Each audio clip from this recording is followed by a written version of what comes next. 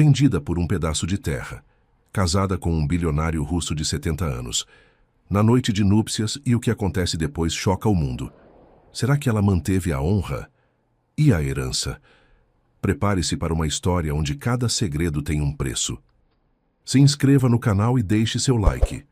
E comenta aqui de onde você está assistindo. Seu comentário é muito importante para nós.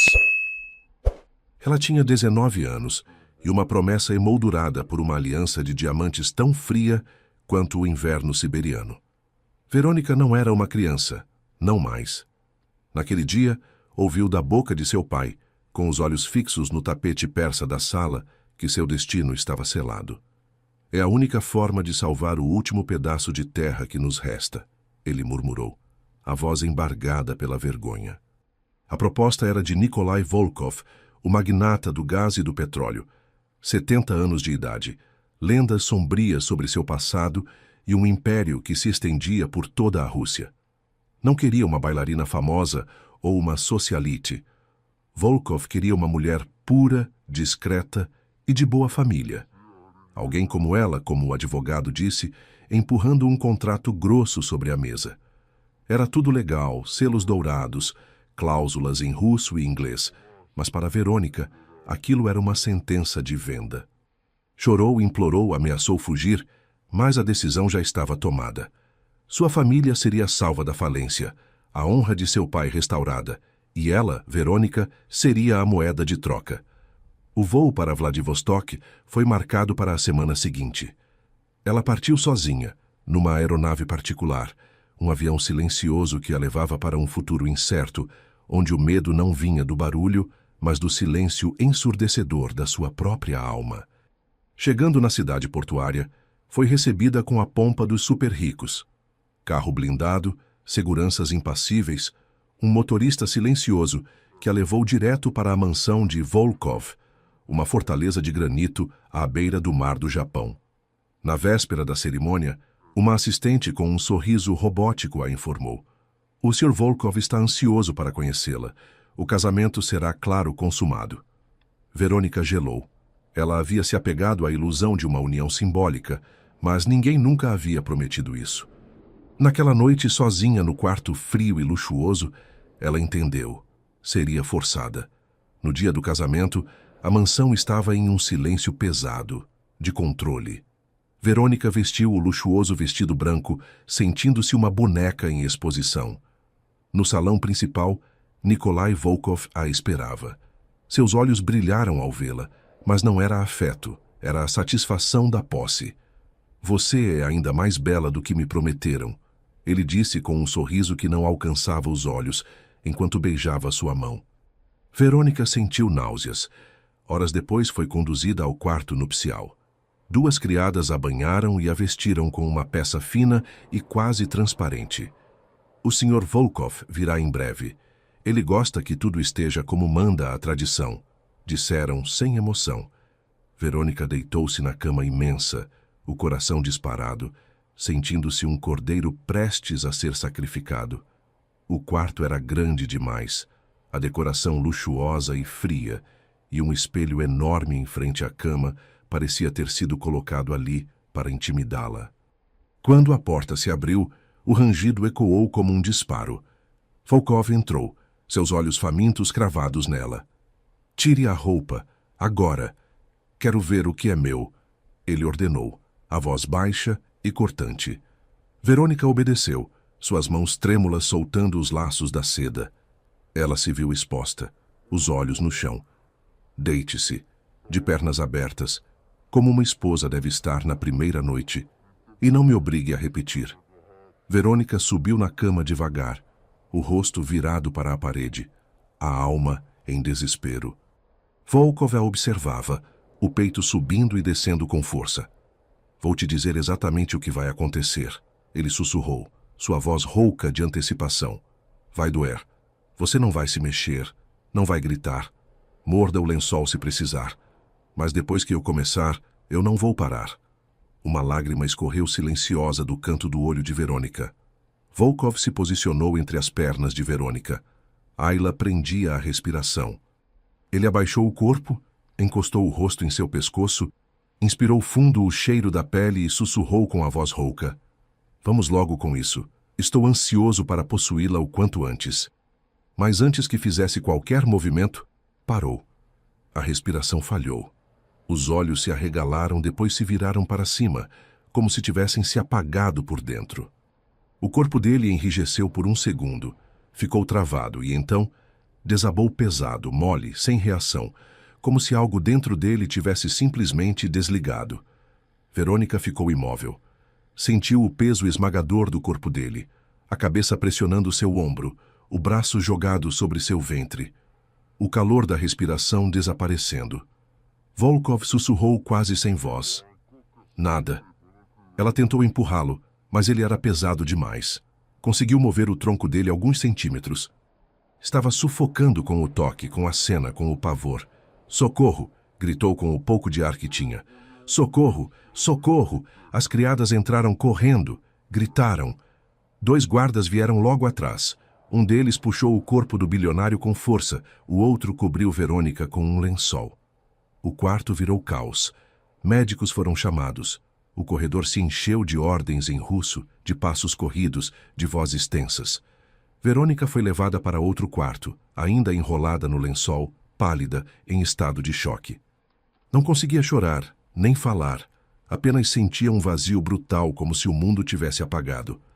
Horas depois soube a verdade. Volkov havia sido envenenado. A máfia russa, rumores de anos, finalmente agira. Não foi um infarto, nem um AVC. Foi um ataque silencioso, fatal, e convenientemente disfarçado na noite de núpcias de sua jovem esposa. Ele não reagia, não voltaria. Durante os 3 meses seguintes, Verônica viveu na mansão sem poder sair, sem contato com o mundo, como se ainda fosse dele, mesmo com ele inconsciente. Até que, numa manhã gelada, uma criada entrou e disse apenas: "O Sr. Volkov faleceu esta noite."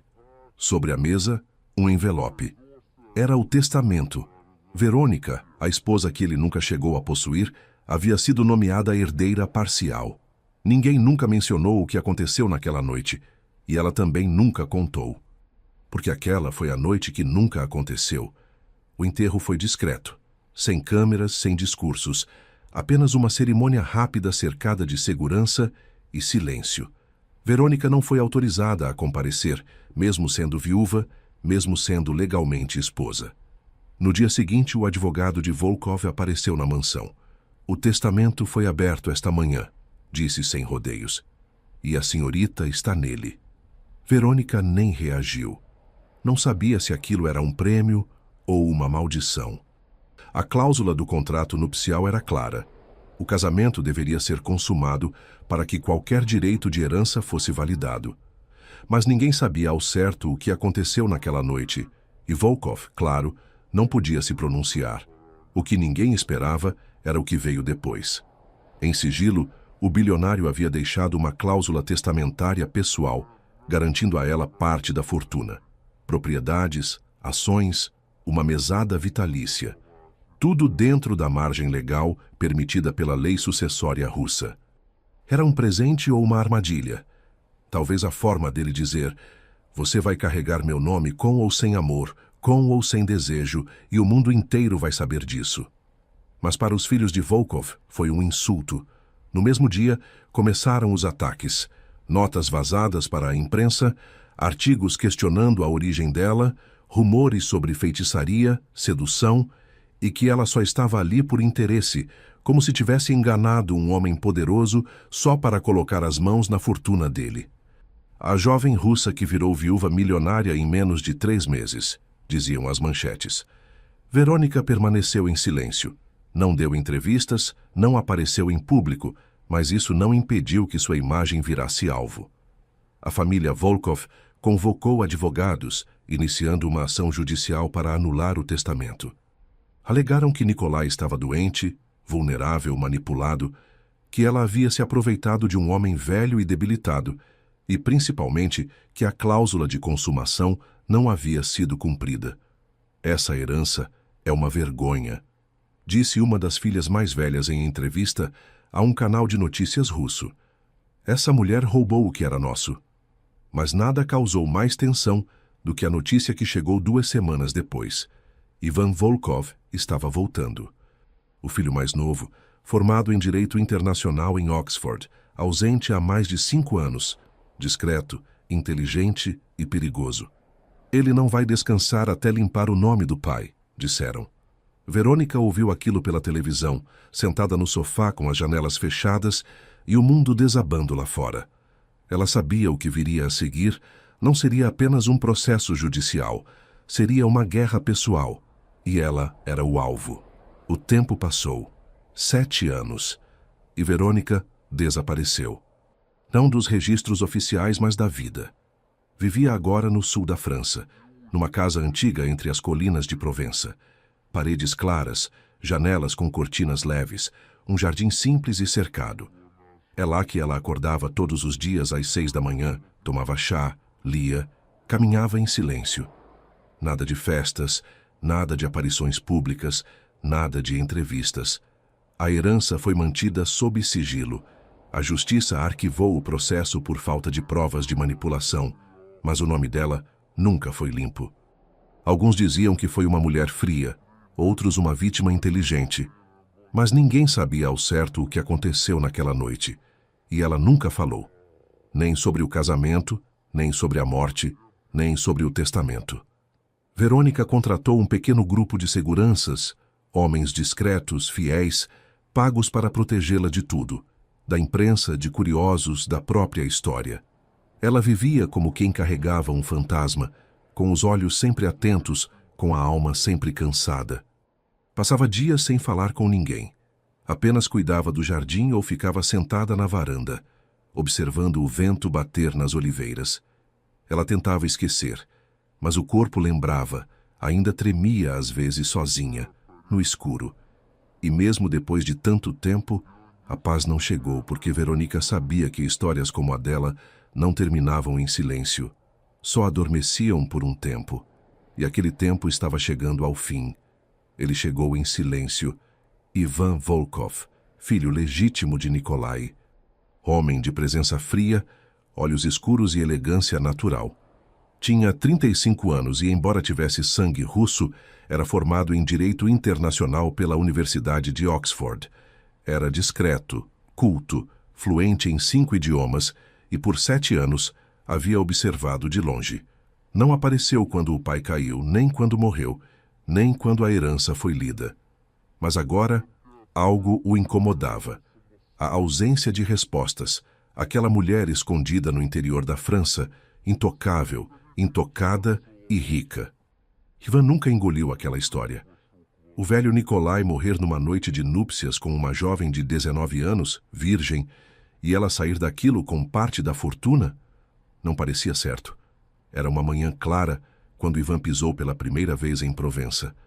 Alugou um carro preto e foi sozinho até a estrada que cortava os vinhedos.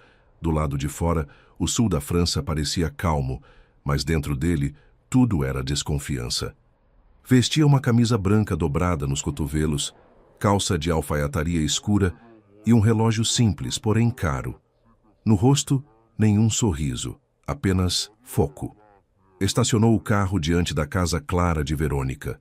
O portão estava fechado, câmeras nas laterais e um segurança o observou de longe. "Posso ajudar?"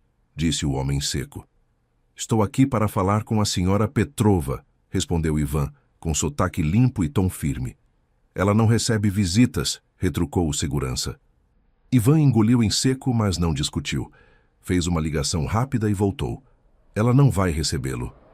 Ivan apenas assentiu, deu ré no carro e partiu devagar, como se aquilo fizesse parte do plano. Porque fazia. Ele sabia que não a alcançaria com uma visita, sabia que ela estava protegida, e que se quisesse respostas teria que entrar de outro jeito. Naquela noite, Verônica não dormiu bem. Havia algo no ar, um incômodo estranho, uma vibração diferente no portão. Sentia que alguém estava por perto, e não era um jornalista. No dia seguinte, Ivan se hospedou numa pousada a 3 quilômetros dali. Usou um nome falso e começou a observar. Descobriu onde Verônica comprava pão, que horas o segurança trocava de turno, quantas vezes por semana ela caminhava pelos fundos da casa. E o mais curioso Ela vivia sozinha, absolutamente só. No quarto da pousada, Ivan anotava tudo. Fotos, horários, detalhes. Tudo, não por obsessão, mas por estratégia. Ele queria entender o que havia naquela mulher. Ela parecia intocável, mas tinha um olhar vazio. Parecia segura, mas nunca saía. Parecia culpada. Ou era ele que queria acreditar nisso? E pela primeira vez, Ivan hesitou.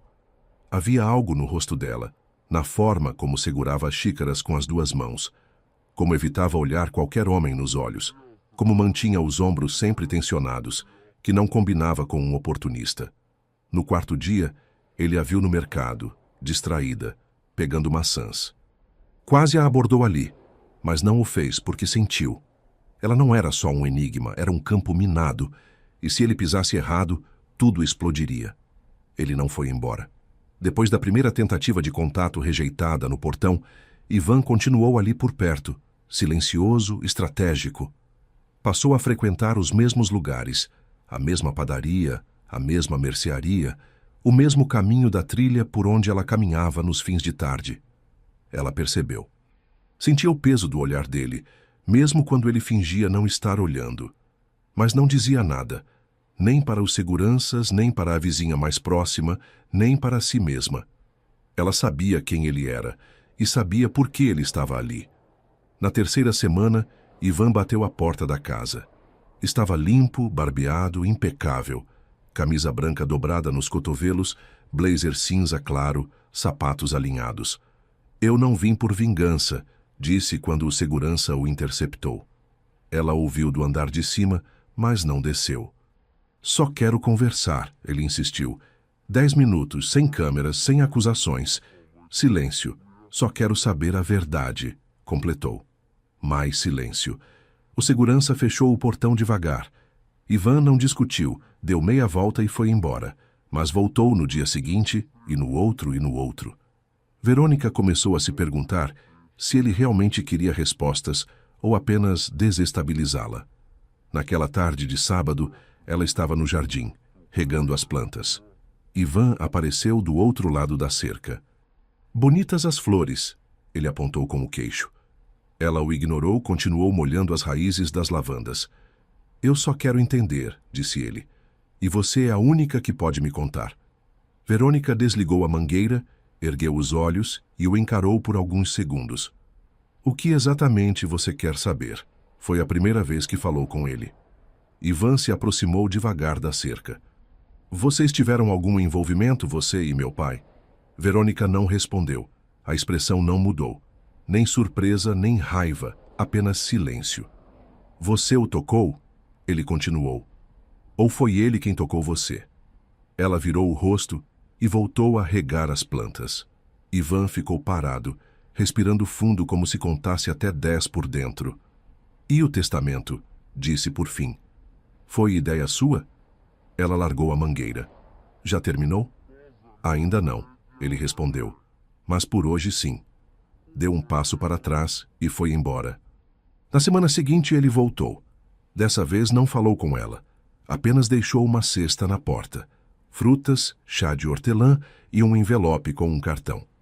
"Não quero te ameaçar. Quero entender o que meu pai viu em você, Ivan." Ela não respondeu, mas também não devolveu a cesta. Os dias seguintes foram marcados por breves interações. Um aceno distante, um comentário sobre o tempo, uma troca de olhares mais demorada do que o necessário. E em cada movimento de Verônica, Ivan via algo que o confundia mais. Ela não parecia cínica, não parecia fria, parecia ferida. E isso era mais difícil de aceitar do que qualquer acusação. Foi por acaso.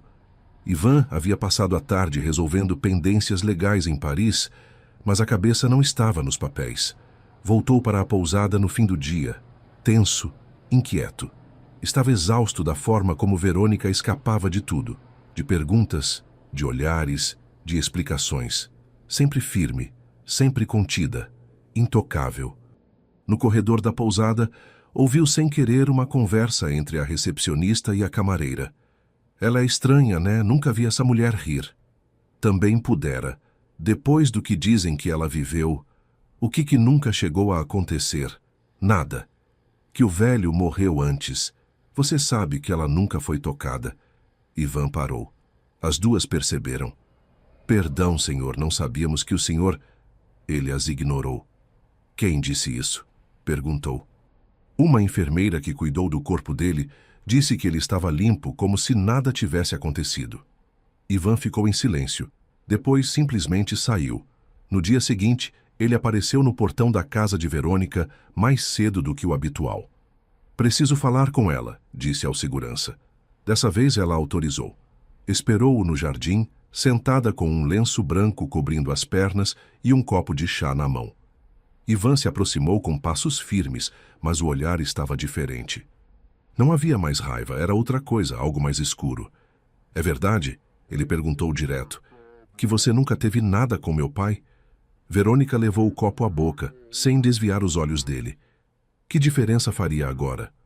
Muita. Então não. Ivan franziu o senho. Não o quê? Ele me tocou. Você está dizendo que o casamento foi consumado? É isso que você quer ouvir, não é? Quero a verdade. Ela se levantou, calma, firme. Aproximou-se e parou a poucos passos dele. Foi isso mesmo. O casamento foi consumado. É isso que você queria saber, não é? Ivan a encarou. Jura? Com todas as letras? Ivan olhou nos olhos dela, ficou em silêncio por alguns segundos e então disse com a voz baixa, controlada, provocativa. Então prove. Verônica congelou. O olhar dela vacilou por um instante, um segundo, e ele viu. Ivan viu o medo, a hesitação, o rubor subindo pelo pescoço. Ela não era boa de mentira, só era boa de silêncio. Eu não tenho que provar nada, disse por fim. Mas acabou de dizer que aconteceu, e se aconteceu, está no passado. Ivan deu um passo à frente, ela não recuou. Porque se não aconteceu, ele sussurrou, você não teria direito à herança. Não precisa me lembrar. Eu sei exatamente o que está em jogo. Então, por que mentir? Ela respirou fundo, olhou para o céu e disse num tom que misturava dor e defesa. Porque, às vezes, dizer a verdade não protege ninguém. Ele ficou em silêncio. O rosto dela estava firme, mas os olhos quebrados. E naquele instante, Ivan sentiu algo que não esperava. Não era raiva, não era desprezo, era desejo. E culpa, porque ele começava a querer entender aquela mulher, mas também começava a querer tocá-la, e isso queimava. Nos dias que se seguiram, Verônica tentou fingir que nada havia mudado. Regava as plantas no mesmo horário, fazia chá na mesma temperatura, andava pelas pedras do jardim como quem flutua por dentro. Mas tudo nela estava mais alerta, mais tenso. Ivan não apareceu por 3 dias. Nenhuma visita, nenhum recado, nenhuma provocação. Ela deveria estar aliviada, mas estava inquieta. Na tarde do 4º dia, ele apareceu sem avisar. Vestia preto, camisa colada no corpo, sem blazer, sem formalidade. Os olhos estavam mais fundos, o rosto mais fechado. Vim cobrar outra resposta? Ela perguntou já no jardim. Não. Vim devolver uma dúvida. Ivan respondeu, tirando do bolso um recorte de jornal antigo. A manchete. Viúva russa herda fortuna de magnata do gás após misteriosa noite de núpcias. Foi você que vazou isso? Ele perguntou. Verônica congelou. Não fui eu, respondeu contida. Mas você se beneficiou, não foi? Ele insistiu. O silêncio dela doeu mais do que se tivesse gritado. Ivan deu um passo à frente. Então é isso. Você mentiu e gostou da mentira. Eu sobrevivi, disse ela, os olhos cravados nos dele. Gostar não teve nada a ver com isso. Ele riu um riso amargo. Você é boa nisso, em quê? Em não dizer nada e ainda assim deixar todo mundo louco. Ela respirou fundo, virou-se para voltar para casa, mas ele foi atrás. Espera. Ela parou, não olhou. Foi só isso, ele disse. Você sobreviveu. Ela se virou de novo, olhou nos olhos dele. E você está aqui por quê, Ivan? Justiça ou curiosidade? O olhar dele escureceu. As palavras sumiram. Só restava o corpo. Ele se aproximou demais, o peito quase encostando no dela, o calor da respiração batendo entre os dois. Verônica sentiu o coração disparar. Não faz isso, ela disse baixo. O quê? Mas ele não recuou. As mãos dele quase tocaram os braços dela. Quase, mas não tocaram. Ela segurou a respiração e então deu um passo para trás. Você devia ir embora. Ivan ficou parado, olhos nela, pulso acelerado, desejo latente. Você não me odeia, Verônica? Talvez eu devesse, mas não odeio. Ela não respondeu, virou as costas e entrou. Ivan ficou ali, sozinho no jardim, o sol começando a cair e o corpo queimando por dentro. Ivan não sabia o que estava procurando, mas sabia onde encontrar: o antigo escritório do pai, na casa de Moscou. Permanecia fechado havia anos. Ninguém entrava ali, nem mesmo os advogados. Mas Ivan entrou. O ar cheirava a couro velho, madeira encerada e silêncio. Mapas, livros em russo, papéis empilhados. Nada parecia fora do lugar, e era exatamente isso que o incomodava. Depois de horas revirando pastas, ele achou no fundo de uma gaveta com fundo falso contratos de compra do terreno da família de Verônica, assinados por empresas de fachada ligadas a Nikolai. Foi como levar um soco no estômago. Nikolai havia comprado o terreno muito antes da crise. Era sócio oculto e, aos poucos, sabotou a propriedade da família dela. Retirou fundos, desestabilizou colheitas, pressionou credores por trás dos bastidores. Não foi acidente, não foi negócio ruim, foi premeditado. Ivan entendeu tudo. O pai destruiu o que ela tinha para poder salvá-la depois. Fez da ruína dela a condição perfeita para o casamento. Não porque amava, mas porque queria possuí-la. Ivan sentou-se na poltrona do pai, olhando para os documentos. Mas ao lado havia uma pasta separada, fotos, cópias de e-mails, relatórios sobre a rotina de Verônica antes do casamento. Ela aos 17, aos 18, em apresentações de balé, em casa com a família, na universidade. Ela estava sendo vigiada desde antes de saber que seria vendida. Ela já estava marcada. O sangue de Ivan gelou. Verônica não era oportunista, era um alvo, uma escolha minuciosa. E o pai dele não era um homem doente que morreu antes do tempo. Era um predador que sabia exatamente o que fazia. De volta à pousada, naquela noite, Ivan não dormiu. O rosto de Verônica surgia em flashes. A forma como ela evitava contato visual, o silêncio, a contenção, as respostas afiadas. Ele entendeu. Ela nunca mentiu, nunca tentou comover ninguém, só se calou para sobreviver. E mesmo assim, pagava o preço todos os dias. Na manhã seguinte, Ivan fez uma última pergunta a um dos advogados antigos do pai. Por que ninguém questionou a consumação? Por que ninguém se atreveria a levantar essa dúvida? Respondeu o homem. Porque sugerir que o magnata não consumou seria o mesmo que chamar o falecido de impotente e humilhar a memória dele em público. Nenhum filho quis carregar esse escândalo, nem mesmo você. Ivan ficou em silêncio. Então, era isso. Verônica recebeu a herança, não porque foi reconhecida como esposa, mas porque o mundo inteiro teve medo de dizer a verdade. E no fim, ela não herdou, ela carregou. Ivan fechou os olhos, respirou fundo. O homem que jurou defender a honra do pai, agora precisava decidir se ia proteger a memória dele ou libertar a mulher que ele destruiu. E a cada dia que passava, ficava mais difícil olhar para Verônica sem sentir que, de algum modo, ela era tudo o que o pai nunca teve coragem de ser. Humana, livre e silenciosamente invencível. Ivan voltou no fim de tarde, sem avisar, sem segurança, sem armadura no rosto. Verônica já o esperava, como se tivesse sentido o passo dele atravessando o jardim antes mesmo de ouvir o som do portão. Ela não disse nada, apenas abriu a porta e deixou que ele entrasse. O silêncio entre os dois durou mais de 1 minuto, mas dentro do peito tudo gritava. Ivan se aproximou devagar, sem invadir, sem pressa. Me perdoa, disse por fim. Por tudo. Ela apenas assentiu. Ele respirou fundo. Eu não estou aqui para tirar nada de você.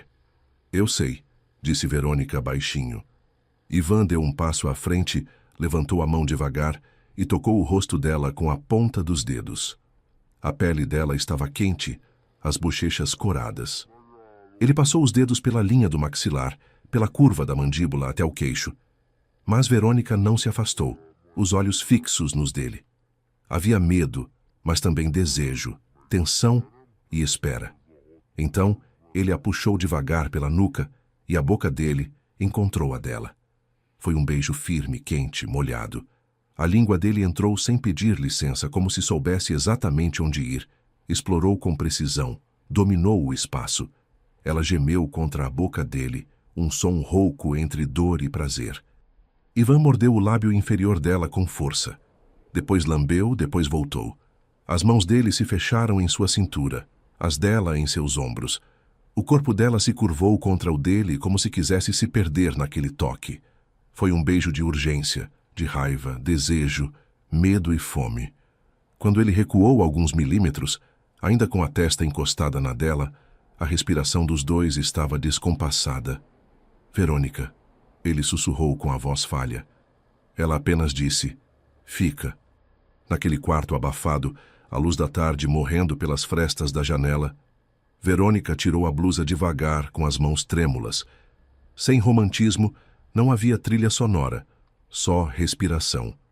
Ivan a observava como quem pede permissão com os olhos, mas não tocou ainda. Ela tirou a calça, ficou só com a roupa íntima. Depois tirou também. Não havia vergonha, só entrega. Ele se aproximou, passou os dedos pelas clavículas dela, pela curva do pescoço, pelo centro do peito. Desceu com calma, com firmeza.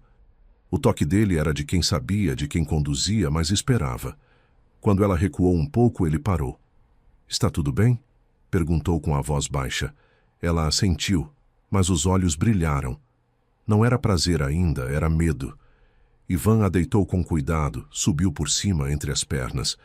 O corpo dele era quente, firme. A pressão dos quadris controlada, a respiração cada vez mais pesada. Verônica prendeu o ar. Ele a olhou nos olhos e esperou. Eu nunca fui... Ela começou, mas a voz falhou. Ivan apenas sussurrou. Eu sei. Então entrou devagar, fundo, fundo e com cuidado. Verônica gemeu de dor, fechou os olhos, as mãos agarraram os lençóis. Mas ela não disse não, nem recuou. O corpo dela se abriu pela primeira vez, não só fisicamente. Ele parou. Ficou ali dentro dela, sem pressa. Ela sentia ele, sentia tudo. Ele beijou o pescoço dela, o queixo, a boca, mordeu de leve. Depois lambeu, depois gemeu. O movimento começou lento, depois mais firme, depois mais forte. Ela doía, mas a dor era dela. E pela primeira vez era uma dor escolhida. A mão dele passou pela cintura, subiu pelas costas, puxou os cabelos com força, com desejo, com fome. Ela arfava, mas não de medo. Era outra coisa. Ela abriu os olhos. Ivan a encarava como se a visse pela primeira vez. Ela disse, eu sou sua. E ele respondeu ofegante, não, você é minha escolha. Continuou até que o corpo dela tremesse inteiro, até que ela chorasse sem saber por quê, até que tudo dentro dela gritasse, estou viva. Silêncio. O quarto ainda morno, os corpos misturados, entrelaçados, respirações desacelerando devagar. Ela deitada sobre o peito dele, com os olhos fechados, e pela primeira vez, sem peso. Mas o mundo lá fora não dormia, e no dia seguinte viria a notícia que mudaria tudo. Os dias passaram como se não existisse o mundo lá fora. A casa parecia respirar junto com os dois. O quarto, o jardim, a varanda silenciosa. Verônica e Ivan se amavam com uma urgência contida, quase diária. Não era só desejo, era necessidade. Ele acordava antes dela, observando seu rosto dormir. Ela o esperava no fim do dia com o corpo quente e os olhos mais calmos. Conversavam pouco, tocavam-se muito. Era como se falassem uma língua só deles. Mas fora dali, tudo era observação. As criadas falavam baixo quando ela passava. 2 dos irmãos de Ivan voltaram a frequentar o antigo palácio na Riviera Francesa, e havia olhares em todos os corredores. Estão juntos, alguém sussurrava. É temporário, outro dizia. Ela está tentando manter o que herdou, diziam por trás das portas. Ivan fingia não ouvir, mas Verônica ouvia tudo. Os dias foram passando, depois semanas. O corpo dela começou a mudar devagar. Primeiro foi o enjoo matinal, depois o cansaço e, por fim, o atraso. Ela contou os dias e depois contou de novo, sentada na cama com as mãos sobre o ventre, tentando aceitar o que já sabia, mas ainda não conseguia dizer em voz alta. Não contou a ele. Não conseguia. A lembrança da cláusula maldita do contrato, aquela que ninguém mais falava, mas que ela nunca esqueceu, batia na mente como uma sentença silenciosa. Se engravidar antes de 1 ano da morte do marido, a herdeira perde o direito à herança, salvo em caso de filhos reconhecidos legalmente pelo falecido. Mas Nikolai estava morto, e Verônica jamais foi tocada por ele. Se descobrissem, se alguém desconfiasse, se testassem, ela perderia tudo. Não apenas o dinheiro, mas a segurança, o direito de permanecer ali, a própria história. E talvez até Ivan. Numa tarde quente, ela teve um sangramento leve. Nada demais, mas o suficiente para deixá-la pálida. Trancou-se no banheiro, lavou o rosto 3 vezes, depois olhou no espelho. Ela estava grávida. Ela sabia. E não era uma notícia feliz. Era uma sentença com hora marcada. Naquela noite, Ivan a abraçou por trás na varanda. Você está distante, ele disse com a voz baixa. Só cansada, ela respondeu. Comigo? Não, com tudo. Ele não insistiu, apenas a segurou mais forte, mas Verônica segurava outro segredo no ventre, um segredo que se mexia, que crescia e que, quando fosse revelado, poderia destruir tudo. No dia seguinte, uma das criadas mais antigas, uma mulher russa que servia Nikolai por décadas, aproximou-se dela com uma xícara de chá e um sussurro. Se for menino, eles nunca vão permitir que ele herde em paz. Verônica congelou, e naquele instante soube que estava completamente sozinha. Ela tentava manter tudo igual. A rotina, a calma, os silêncios. Mas Ivan observava. Ela não comia mais pela manhã, e quando comia, engolia devagar, sem gosto. Deitava mais cedo e se levantava com os olhos mais fundos.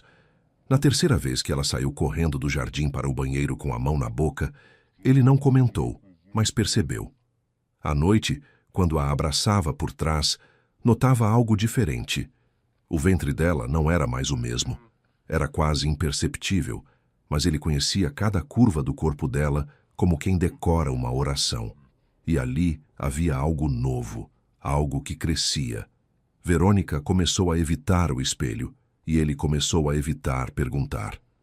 Até que, numa manhã abafada, ela estava de pé na frente da janela com uma camisola fina. Ivan a viu de longe e não teve mais dúvidas. O tecido colava no corpo magro, mas no centro uma leve elevação. Pequena, mas clara. Ivan entrou no quarto em silêncio, mas os olhos queimavam. Ele não olhou para os lados, foi direto até ela. Verônica estava perto da janela com uma manta nos ombros, não ouviu chegar ou fingiu não ver. A voz dele cortou o ar. Até quando você ia esconder de mim? Quando você ia me contar, Verônica? Ela virou devagar, o rosto pálido, os olhos cheios d'água. Eu ia contar quando? Depois que crescesse? Depois que fosse tarde demais? Eu tive medo. Medo de mim? Ele avançou um passo, a voz estava baixa, mas firme. Com medo de perder a herança? Ela respirou fundo, segurou o olhar, não respondeu de imediato. Dos dois. Ivan fechou os olhos, passou a mão pelos cabelos, deu as costas, quase saiu, mas parou. Virou-se devagar. O olhar já não era só raiva, era mágoa. Você escondeu isso de mim. Não mentiu, mas silenciou. E isso também dói. Verônica respirou fundo, os olhos marejados, mas firmes. Eu não sabia como te contar. Quando percebi, já era tarde. Eu estava com medo. Medo de quê? De perder tudo? De te perder? De perder esse lugar, esse pouco de paz? Ivan a encarou em silêncio. Quando voltou a falar, a voz saiu baixa, contida. Eu não tenho dúvida de que esse filho é meu. O que me machuca é saber que você passou por isso sozinha. Ela se aproximou devagar, até encostar a testa no peito dele. Mas agora eu não estou mais sozinha. Ele a envolveu nos braços e naquele instante, mesmo com a guerra lá fora, o silêncio entre eles parecia um abrigo. Ivan olhou para o ventre dela. A curva era quase invisível, mas já existia. Passou as mãos com cuidado, como se tocasse algo sagrado. Eles vão tentar tirar isso de você, do bebê, mas não vão. Verônica fechou os olhos, respirando no ritmo dele, e ele já não estava ali como filho, nem como herdeiro. Estava como homem. A partir daquele dia, tudo se acelerou. Os olhares se multiplicaram. As perguntas veladas viraram acusações abertas. Cunhadas começaram a aparecer sem avisar. As tias falavam alto como se ela fosse surda. Está mais pálida, está mais arredondada, está escondendo alguma coisa. Um dos advogados mais antigos procurou Ivan. Se isso se confirmar, você entende o peso político, não entende? Ivan apenas respondeu com o olhar de quem não devia mais explicações. Na mesma tarde, convocou uma reunião. A sala de mármore estava fria, cheia de ecos. Tios, primos, irmãos, advogados, todos em silêncio. Ivan entrou sozinho. Vestia preto, o olhar fixo. Verônica está grávida. O filho é meu. E qualquer um que tentar ferir ela ou essa criança vai ter que passar por mim. Silêncio. Vocês nunca aceitaram que ela existisse. Agora vão ter que aceitar que ela permaneça. Respirou fundo. O peso no peito virou decisão. Eu honrei o nome do meu pai, mas não os erros. Virou-se e saiu. Sabia que a guerra só tinha começado. A casa parecia mais silenciosa do que nunca. Ivan voltou da reunião com os olhos firmes, mas o corpo cansado. Não havia mais nada a dizer à família. Ele já tinha dito tudo o que importava. Agora, precisava dizer o que ainda não tinha sido dito a ela. Encontrou Verônica sentada no terraço com os pés descalços e os olhos perdidos no céu cinza. Ele se aproximou devagar, sentou ao lado, não a tocou. Ela quebrou o silêncio primeiro. Você devia me odiar. Por quê? Por tudo. Pela forma como tudo começou. Por eu ter me calado tanto. Ivan respirou fundo. Eu odiei o mundo por ter te dado tão pouco. E odiei meu pai por ter achado que podia te comprar. Ela virou o rosto surpresa, mas ele não estava ali para ferir. Eu não quero você por piedade, Verônica. Nem pelo filho, nem por honra. Ela olhou nos olhos. Então, por quê? Ivan sorriu de leve, aquele sorriso raro, só dela. Porque agora eu quero te escolher. Com ou sem fortuna, com ou sem nome. Verônica sentiu um nó subir até a garganta, mas não chorou. Eu não sou mais a menina que chegou aqui com medo, disse. Nem a viúva que o mundo quis enterrar com o nome dele. Nem a posse, nem o escândalo. Eu sou minha. Ivan a olhou em silêncio, como se esperasse o que viria depois. Verônica tocou o próprio ventre, depois a mão dele. E mesmo assim eu quero ser sua. Ivan se aproximou, encostou a testa na dela e sussurrou. Então fica, mas só se for por você, não por mim, não por medo. Ela sentiu, os olhos fechados, o coração finalmente em paz. Naquela noite não houve promessas, não houve aliança, nem palavras solenes. Apenas os dois deitados de mãos dadas, com o mundo inteiro do lado de fora.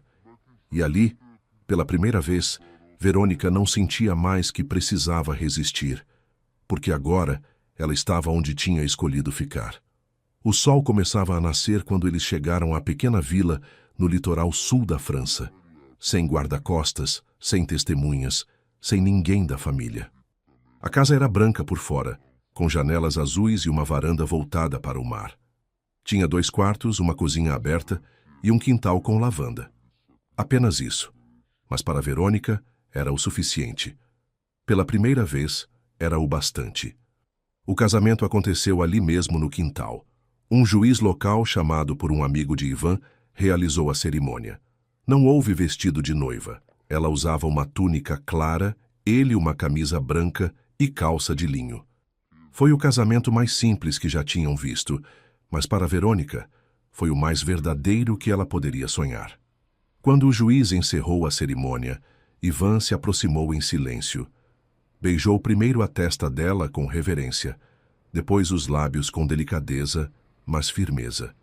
As mãos se tocaram com calma, o sim foi dito sem pressa, e os olhos diziam tudo o que o silêncio não precisava explicar. O processo legal seguia, silencioso e lento. A família de Ivan havia aberto uma ação para impugnar o testamento, tentando anular a parte da herança deixada a Verônica. Usaram a gravidez como argumento para invalidar a cláusula de permanência, aquela que previa que, caso ela engravidasse antes de 1 ano da morte de Nikolai, perderia o direito à herança. Mas Verônica não lutou, preferiu abrir mão. Assinou um documento voluntário, deixando para trás a maioria dos bens ligados ao nome de Nikolai. Ficou com a pequena propriedade no sul da França, que ninguém quis disputar, com o antigo pedaço de terra de sua família, o único pedaço de história que ela fez questão de salvar, e com o suficiente para viver longe, simples e livre. Ivan assumiu apenas o que era seu, e recusou tocar no que era dela. Não estamos aqui para repetir o que já foi feito, ele disse. Estamos aqui para fazer diferente. E foi o que fizeram. Na nova casa, Verônica acordava cedo, tomava chá na varanda, sentia os pés na cerâmica fria, ouvia o mar e se lembrava de quem foi para nunca mais voltar. Ivan preparava o café, passava as mãos no ventre dela antes de qualquer palavra e depois a beijava com calma, com verdade. O bebê crescia em silêncio, sem barulho, sem cobrança, sem medo. Naquela noite, sem pressa, ele entrou no quarto e a encontrou sentada na cama. Cabelos soltos, olhar calmo, um sorriso sereno nos lábios. Ela o esperou em silêncio, e quando ele se aproximou, disse: aquela noite, a que devia ter sido a minha primeira, foi um pesadelo. Medo, silêncio, dor. Não foi amor, nem entrega. Não foi minha. Ivan sentou ao lado dela, pegou suas mãos e respondeu: então que essa seja a sua primeira, a única que importa, a nossa. Ela assentiu, e o beijo veio antes das palavras. Quente, molhado, real. A boca dele encontrou a dela como quem volta para casa, com língua, com desejo, com reverência. Eles se deitaram devagar, sem rituais, sem medo. Fizeram amor de verdade, sem passado, sem dívida, sem vergonha. E quando Verônica, já ofegante, deitou-se sobre o peito dele, ele passou a mão por seu ventre e sussurrou: agora você é minha mulher, a mãe do meu filho e o amor da minha vida. Ela sorriu, um sorriso inteiro, livre, e respondeu: agora eu sou sua, pela primeira vez, por escolha. A história deles não tinha começado como um conto de fadas, mas foi feita de recomeços, de cicatrizes transformadas em força, de silêncio que virou abrigo, de tudo que só o amor consegue curar.